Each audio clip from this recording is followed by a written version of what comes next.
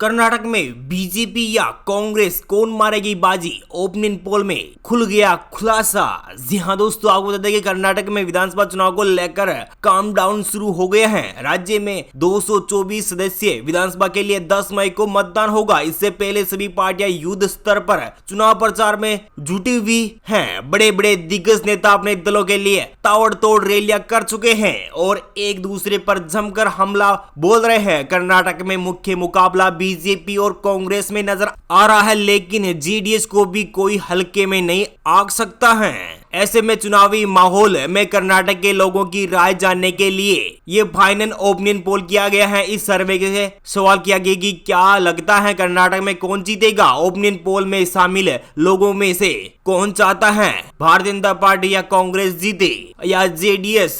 तमाम जानकारी अपडेट के लिए इस वीडियो को आप अंत तक देखिए, जिससे आपको पता चल जाएगा कि कर्नाटक में इस बार किसे सबसे ज्यादा सीट मिलने जा रही है। चलिए दोस्तों, एक एक करके बात कर लेता है कर्नाटक के सभी 224 और सभी 31 जिलों के ओपिनियन पोल के बारे में। चलिए दोस्तों, एक एक करके स्टार्ट करते हैं ओपिनियन पोल। दोस्तों यहाँ पर बात कर लेते हैं धारवाड़ जिले की 7 विधानसभा क्षेत्र आते हैं। 7 विधानसभा क्षेत्रों में से किसे कितनी सीट मिलेगी तो देख रहे हैं आपकी स्क्रीन पर। सबसे पहले भारतीय जनता पार्टी यानी कि बीजेपी को 4 विधानसभा सीटों के साथ 7 में से 4 सीटें मिल सकती है। वही कांग्रेस पार्टी की बात की जाए तो यहाँ पर कांग्रेस पार्टी को 7 विधानसभा सीट में से 2 विधानसभा सीटें मिल रही हैं। वहीं जेडीएस के खाते में यहाँ पर एक भी सीट आने की संभावनाएं नहीं जताई जा रही हैं। अन्य पार्टियों यहाँ पर एक विधानसभा सीट पर जीत हासिल हो सकती है।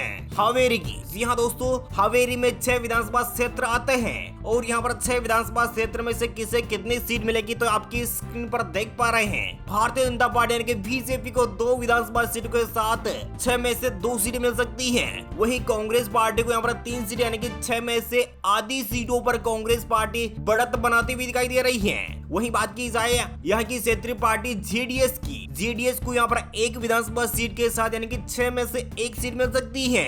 तो वहीं अन्य पार्टियों को यहाँ पर 0-0 सीट का सामना करना पड़ेगा।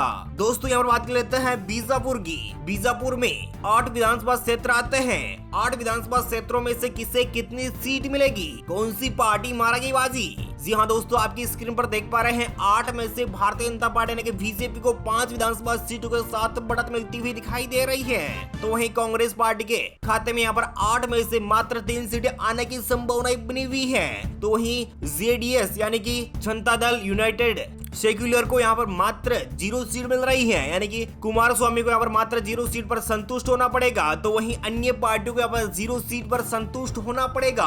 दोस्तों यहाँ पर बात कर लेते हैं गुलबर्ग की। गुलबर्ग में 9 विधानसभा क्षेत्र आते हैं। तो यहाँ पर 9 में से किसे कितनी सीट मिलेगी तो देख रहे हैं आपकी स्क्रीन पर। भारतीय जनता पार्टी यानी कि बीजेपी को 3 विधानसभा सीटों के साथ 9 में से 3 सीटें मिल सकती है। तो ही बात की जाए कांग्रेस पार्टी को, तो यहाँ पर कांग्रेस पार्टी को 9 में से 4 विधानसभा सीटों के साथ सबसे ज्यादा सीट जीत सकती है कांग्रेस पार्टी गुलबर्ग में। तो वहीं जेडीएस के खाते में यहाँ पर मात्र 2 सीटें जाने की संभावनाएं बनी हुई हैं। तो वहीं अन्य पार्टियों को यहाँ पर 0-0 सीट पर सिमट कर रहना पड़ेगा। गुलबर्ग के बाद बात कर लेते हैं बेलारी की। बेलारी में 9 विधानसभा क्षेत्र आते हैं। 9 विधानसभा क्षेत्र में से किसे कितनी सीट मिलेगी तो देख रहे हैं आपकी स्क्रीन पर। यहाँ पर भारतीय जनता पार्टी यानी कि बीजेपी को 9 में से 4 सीटें, तो वहीं कांग्रेस पार्टी को यहाँ पर 9 में से 5 विधानसभा सीटों के साथ सबसे ज्यादा सीट जीतती हुई दिखाई दे रही है कांग्रेस पार्टी। तो वहीं भारतीय जनता पार्टी को यहाँ पर 4 सीटें मिल सकती हैं। जेडीएस के खाते में यहाँ पर मात्र 0 सीट, अन्य पार्टी को यहाँ पर 0 सीट पर सिमट कर रहना पड़ेगा। बेलारी के बाद बात कर लेते हैं उडुपी की। उडुपी की 5 विधानसभा क्षेत्र आते हैं। 5 विधानसभा क्षेत्रों में से यहाँ पर भारतीय जनता पार्टी यानी कि बीजेपी को 4 सीटें, वहीं कांग्रेस पार्टी के खाते में यहाँ पर 1 विधानसभा सीट जाने की संभावनाएं काफी ज्यादा जताई जा रही है। उडुपी की 5 में से मात्र 1 सीट पर सिमट सकती है। तो वहीं भारतीय जनता पार्टी यानी कि बीजेपी को 5 विधानसभा सीटों के साथ सबसे ज्यादा सीट जीतने का मौका मिल सकता है और जेडीएस के खाते में 0 और अन्य पार्टियों पर 0-0 सीट। उत्तर कन्नड़ की, उत्तर कन्नड़ में 6 विधानसभा क्षेत्र आते हैं। 6 विधानसभा क्षेत्र में से यहाँ पर आधी विधानसभा क्षेत्रों पर भारतीय जनता पार्टी यानी कि बीजेपी का कब्जा हो सकता है। यानी कह सकते हैं यहाँ पर आधी सीटों पर भारतीय जनता पार्टी तो वहीं आधी सीटों पर कांग्रेस पार्टी के खाते में जाती हुई दिखाई दे रही है। उत्तराखंड में 6 में से 3 विधानसभा क्षेत्रों पर कांग्रेस पार्टी कब्जा हो सकता है। जेडीएस के खाते में 0 और अन्य पार्टियों पर 0 सीट जाने की संभावना बताई जा रही है। दोस्तों यहाँ पर बात कर लेते हैं रामनगरम की। रामनगरम में 4 विधानसभा क्षेत्र आते हैं। 4 में से यहाँ पर भारतीय जनता पार्टी यानी कि बीजेपी को सबसे ज्यादा सीट जीतने का मौका मिल सकता है। यहाँ पर 3 विधानसभा सीटों के साथ भारतीय जनता पार्टी। तो वहीं बात की जाए कांग्रेस पार्टी को, तो यहाँ पर कांग्रेस पार्टी को मात्र 1 सीट पर संतुष्ट होना पड़ेगा। तो वहीं जेडीएस के खाता में 0, अन्य पार्टियों का 0 सीट का सामना करना पड़ेगा। कोपल में 5 विधानसभा क्षेत्र आते हैं। कोपल में 5 विधानसभा क्षेत्र में से भारतीय जनता पार्टी यानी कि बीजेपी को यहाँ पर 3 विधानसभा सीट यानी कि सबसे ज्यादा सीटें भारतीय जनता पार्टी के खाते में जा सकती हैं। वहीं बात की जाए कांग्रेस पार्टी को, तो यहाँ पर कांग्रेस पार्टी को 2 विधानसभा सीटों के साथ बढ़त मिलती हुई दिखाई दे रही है। जेडीएस के खाते में 0, अन्य पार्टियों का 0 सीट पर सिमट कर रहना पड़ेगा। जी हाँ दोस्तों, कोपल के बाद बात की जाए चकमंगलूर की। चकमंगलूर में 5 विधानसभा सीट आती है। 5 में से यहाँ पर भारतीय जनता पार्टी यानी कि बीजेपी को 3 सीटें। वहीं बात की जाए कांग्रेस पार्टी की, तो कांग्रेस पार्टी को 2 सीट और जेडीएस के खाते में 0 सीट और अन्य पार्टियों का 0 सीट का सामना करना पड़ेगा। रायपुर जिले की 7 विधानसभा क्षेत्र आते हैं। 7 विधानसभा क्षेत्र में से भारतीय जनता पार्टी यानी कि बीजेपी को 3 विधानसभा क्षेत्रों पर कब्जा मिल सकता है। यानी कि भारतीय जनता पार्टी 3 विधानसभा क्षेत्रों पर जीत हासिल करती हुई दिखाई दे रही है। वहीं कांग्रेस पार्टी को 3 विधानसभा क्षेत्र मिल सकते हैं, यानी कि आधी सीटें कांग्रेस और बीजेपी यहाँ पर बढ़त बना सकती है और जेडीएस के खाते में 1 सीट जा सकती है और अन्य पार्टी को 0 सीट पर सिमट कर रहना पड़ेगा।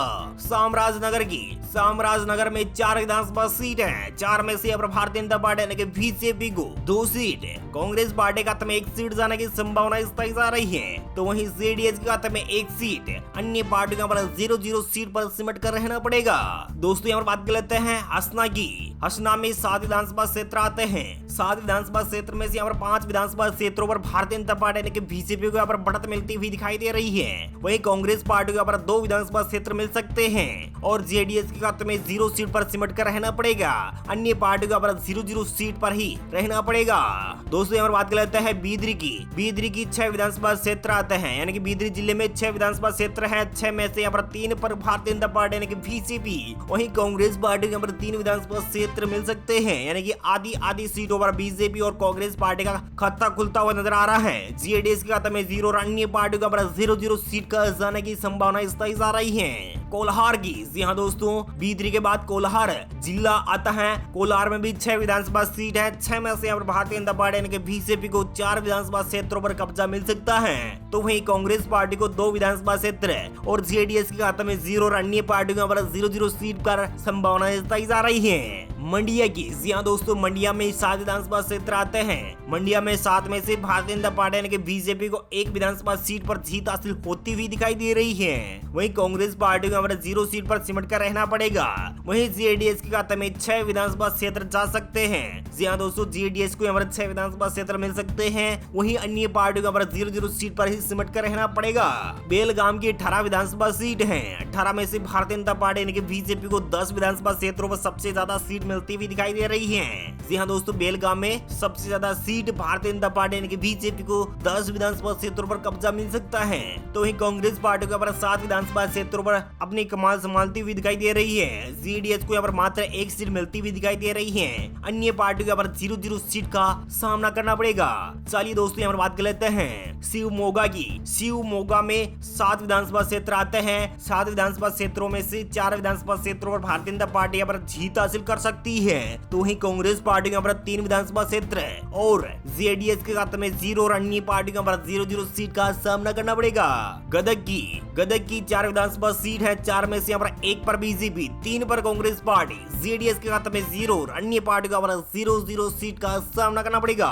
बागलकोट की, जी हाँ दोस्तों, बागलकोट में 7 विधानसभा क्षेत्र आते हैं। 7 में से यहाँ पर भारतीय जनता पार्टी यानी कि बीजेपी को 4 विधानसभा क्षेत्रों पर जीत हासिल होती हुई दिखाई दे रही है। कांग्रेस पार्टी के 3 विधानसभा क्षेत्र मिल सकते हैं और जेडीएस के खाते में यहाँ पर 0 सीट का सामना करना पड़ सकता है और अन्य पार्टी का 0 सीट का सामना करना पड़ेगा। तुमकुर की। जी हाँ दोस्तों, तुमकुर की 11 विधानसभा क्षेत्र आते हैं। तुमकुर जिले में 11 विधानसभा क्षेत्रों में से भारतीय जनता पार्टी यानी कि बीजेपी को 5 विधानसभा क्षेत्रों पर कब्जा मिलता हुआ दिखाई दे रहा है, यानी कि भारतीय जनता पार्टी 5 विधानसभा क्षेत्रों पर जीत हासिल कर सकती है। कांग्रेस पार्टी यहाँ पर 5 विधानसभा क्षेत्रों पर कब्जा जमा सकती है, यानी कि 5 विधानसभा क्षेत्रों पर जीत हासिल कर सकती है। जेडीएस को यहाँ पर मात्र 1 सीट पर सिमट कर रहना पड़ेगा। अन्य पार्टियों पर 0-0 सीट का सामना करना पड़ेगा। दक्षिणी कन्नड़ की 8 विधानसभा सीट है। 8 में से यहाँ पर भारतीय जनता पार्टी यानी कि बीजेपी को आधी सीटों पर जीत हासिल होती हुई दिखाई दे रही है। तो वहीं कांग्रेस पार्टी का 2 विधानसभा क्षेत्रों पर ही जीत हासिल हो सकती है। तो वहीं जेडीएस के खाते में 2 सीट जा सकती है। अन्य पार्टियों पर 0-0 सीट पर सिमट कर रहना पड़ेगा। यादगीर की 4 विधानसभा क्षेत्र आते हैं। यादगीर में 4 विधानसभा क्षेत्रों में से भारतीय जनता पार्टी यानी कि बीजेपी को 2 विधानसभा क्षेत्रों पर जीत हासिल हो सकती है। वहीं कांग्रेस पार्टी के पर 4 में से 1 सीट पर जीत हासिल होती हुई दिखाई दे रही है। जेडीएस के खाते में यानी कि जेडीएस को मात्र 1 सीट पर सिमट कर रहना पड़ेगा और अन्य पार्टियों पर 0-0 सीट का सामना करना पड़ सकता है। जी हाँ दोस्तों, यहाँ पर बात कर लेते हैं बेंगलोर ग्रामीण की। बेंगलोर ग्रामीण में 28 विधानसभा क्षेत्र आते हैं और 28 में से यहाँ पर भारतीय जनता पार्टी यानी कि बीजेपी को 15 विधानसभा सीटों के साथ अच्छी खासी लीड मिल सकती है और कांग्रेस पार्टी को यहाँ पर 11 विधानसभा क्षेत्र मिल सकते हैं और जेडीएस के खाते में 2 विधानसभा क्षेत्र और अन्य पार्टियों पर 0-0 सीट पर सिमट कर रहना पड़ेगा। चित्रदुर्ग की 6 विधानसभा सीट है। 6 में से यहाँ पर भारतीय जनता पार्टी यानी कि बीजेपी को 5 विधानसभा सीट पर जीत हासिल होती हुई दिखाई दे रही है। 1 विधानसभा सीट पर कांग्रेस पार्टी यहाँ पर जीत हासिल कर सकती है। जेडीएस के खाते में 0 और अन्य पार्टियों पर 0-0 सीट का सामना करना पड़ेगा। मैसूर की।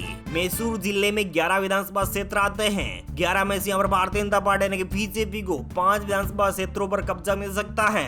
कांग्रेस पार्टी का 3 विधानसभा क्षेत्र और जेडीएस को भी यहाँ पर 3 विधानसभा क्षेत्र मिल सकते हैं। अन्य पार्टी का यहाँ पर 0-0 सीट का सामना करना पड़ेगा। मैसूर के बाद बात कर लेते हैं दावणगेर की। दावणगेर में 8 विधानसभा क्षेत्र आते हैं। 8 विधानसभा क्षेत्रों में से भारतीय जनता पार्टी यानी कि बीजेपी को 6 विधानसभा सीट पर जीत हासिल होती हुई दिखाई दे रही है। वहीं कांग्रेस पार्टी को 1 सीट, जेडीएस के खाते में 1 सीट जा सकती है। अन्य पार्टी का 0-0 सीट का सामना करना पड़ेगा। कोडू की 2 विधानसभा सीट है। 2 में से यहाँ पर भारतीय जनता पार्टी यानी कि बीजेपी को 1 सीट, वहीं कांग्रेस पार्टी का 1 सीट जाने की संभावनाएं दिखाई जा रही है। बेंगलोर अर्बन की 4 विधानसभा सीट है। 4 में से 3 पर बीजेपी यहाँ पर जीत हासिल करती हुई दिखाई दे रही है। वहीं कांग्रेस पार्टी को 1 सीट, जेडीएस के खाते में 0 और अन्य पार्टियों पर 0-0 सीट जाने की संभावनाएं दिखाई जा रही है। चिकबलपुर की 5 विधानसभा सीट है। 5 में से 1 पर बीजेपी, बाकी 3 सीटों पर कांग्रेस पार्टी, 1 सीट पर जेडीएस यहाँ पर जीत हासिल करता हुआ दिखाई दे रहे हैं और अन्य पार्टी का 0-0 सीट का सामना करना पड़ेगा। जी हाँ दोस्तों, कर्नाटक की सभी 224 विधानसभा सीट में से सभी 224 विधानसभा सीट का ओपिनियन पोल यानी कि जनता की राय आपके समक्ष रख रहे हैं। इस लिहाज से देखा जाए तो यहाँ पर भारतीय जनता पार्टी 118 सीटों के साथ पूर्ण बहुमत की सरकार बनाती हुई दिखाई दे रही है और 82 सीटों के साथ दूसरे नंबर की पार्टी बन सकती है कांग्रेस पार्टी और 23 सीटों के साथ तीसरे नंबर पर बन सकती है जेडीएस और अन्य पार्टियों पर 1 सीट जाने की संभावनाएं बिल्कुल बनी हुई है। उम्मीद है जानकारी अपडेट आपको मिल गई होगी। प्लीज दोस्तों अपने वीडियो नीचे के लाल बटन दिया और क्लिक किए, चैनल को भी सब्सक्राइब करना बिल्कुल मत भूलिएगा। Thank you, take care, good bye, जय हिंद, जय भारत, जय किसान, वंदे मातरम, जय श्री राम।